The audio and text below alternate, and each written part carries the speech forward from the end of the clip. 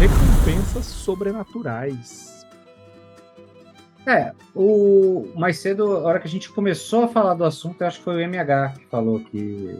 O MHG falou aqui no chat sobre dádivas, né? E o D&D fala longamente sobre isso, de bons, bênçãos, dádivas, assim.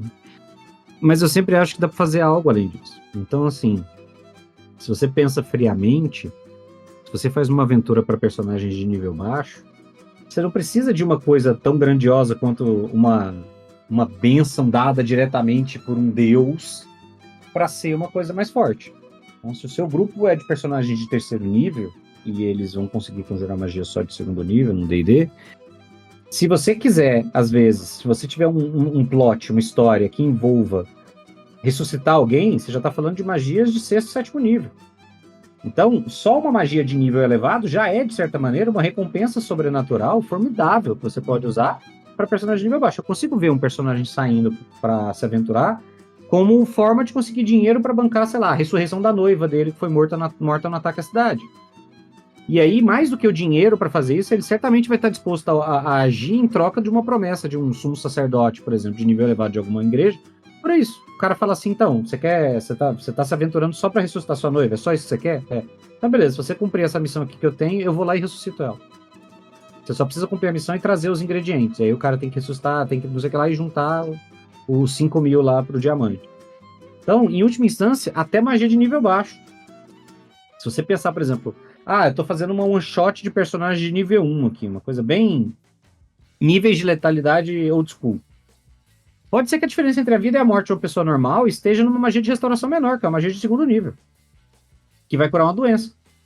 Então, o que te impede de fazer uma one shot de personagem de nível 1 partindo numa aventura, porque o clérigo da cidade, que não é um clérigo de verdade, não é um clérigo de nível, não sei o que e tal, mas é um cara, um conjurador de magia aprendiz que consegue usar pergaminho, tem lá um velho pergaminho de restauração menor que está guardado no cofre da igreja tem não sei quanto tempo, e aí ele fala, bom, se vocês ajudarem a gente, fizerem tal coisa, eu vou usar o pergaminho para curar a mãe de vocês, os personagens são todos irmãos, para curar ela dessa doença potencialmente letal, que ela tem grande chance de morrer em 3 dias se ela não for curada. Você pode usar um pergaminho de restauração menor como uma magia como recompensa sobrenatural, entendeu? Então você tem essas possibilidades, você tem as bênçãos de fato, você tem os charms, que são as bênçãos mais duradouras, e você pode vincular isso a elementos específicos. Então, se chega em um determinado momento, seus personagens de nível médio encontram lá um avatar de divindade que faz para eles uma missão, pode ser que a divindade fale, o acordo seja, é o seguinte, enquanto vocês estiverem fazendo essa missão, eu vou dar essa bênção para vocês. Toma aqui, ó, pronto, agora vocês são fodões. Se vocês concluírem a missão em até uma semana, essa bênção é permanente. É essa a recompensa de vocês. Vocês vão ficar muito mais poderosos, então, se vocês cumprirem. Se vocês não cumprirem, vocês perdem a bênção. E aí a chance, inclusive, de vocês conseguirem fazer o que eu tô mandando vocês fazerem é menor, porque vocês vão estar mais fracos. Dependendo do que for a bênção, isso já funciona muito bem. Então, assim, aquilo que eu falei sobre recompensa negativa pode entrar aqui. Né? Você pode fazer uma missão que tenha como objetivo retirar uma maldição de um lugar. Ou encontrar os ingredientes sobrenaturais para fazer a receita da poção que vai ser jogada no poço da cidade para a água que está lá ser usada para curar a cidade de uma doença que está se espalhando. Então, tecnicamente, o objetivo é uma consequência negativa. É você evitar uma consequência negativa. Não é obter um ganho positivo, mas ainda é um estímulo. Se você está fazendo um monte de personagem leal e bom, a ideia de que eles possam partir em uma aventura para obter algo que permita desfazer uma consequência negativa é ótimo. Funciona bem. É uma recompensa. De certa maneira, eles estão ganhando algo, mas para evitar um mal maior. No final das contas, o que eles vão ter de ganho para o futuro? Nada.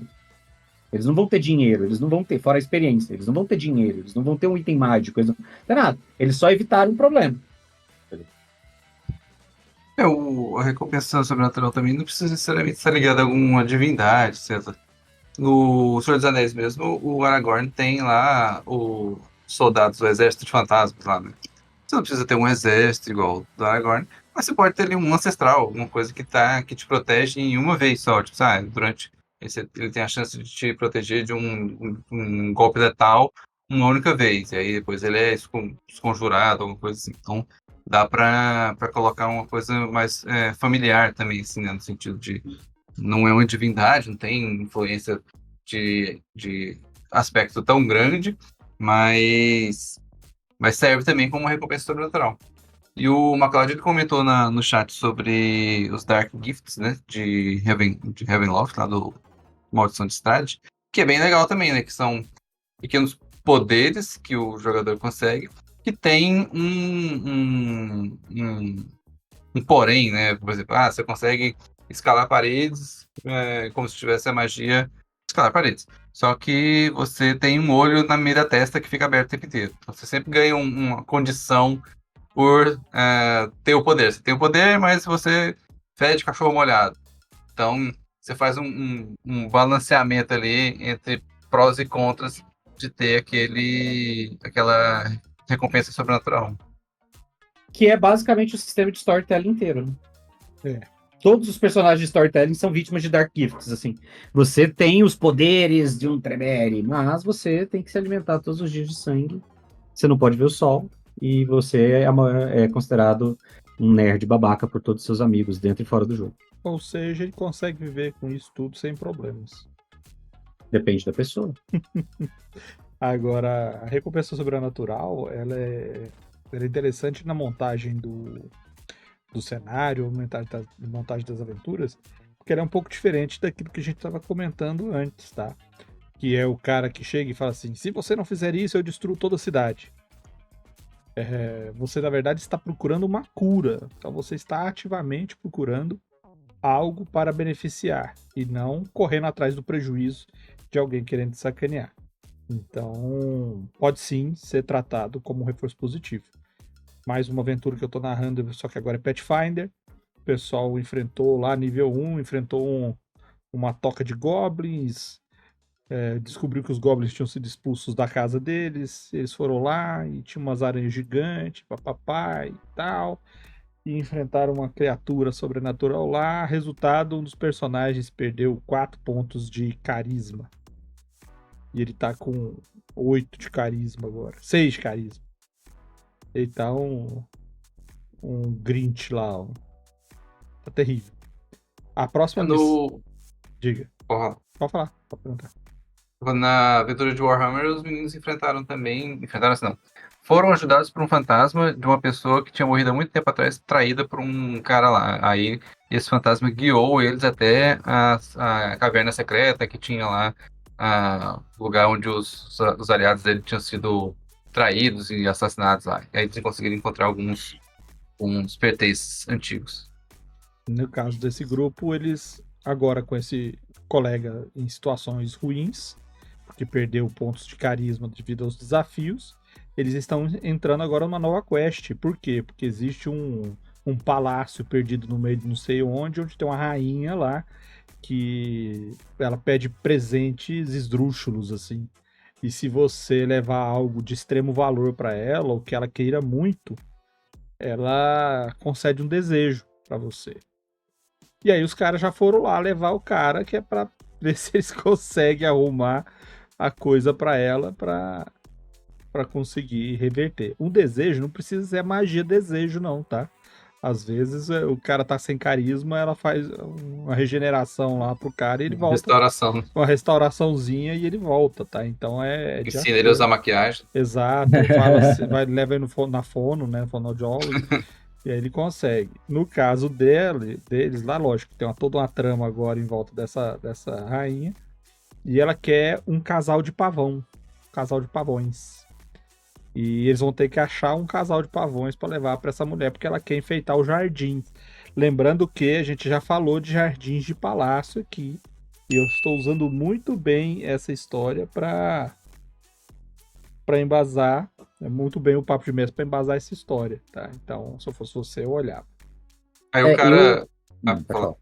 Não. Eu já interrompi o vermelho uma vez, agora eu vou interromper. Não, mas vamos fechar o ciclo. Interromper o vermelho tudo bem.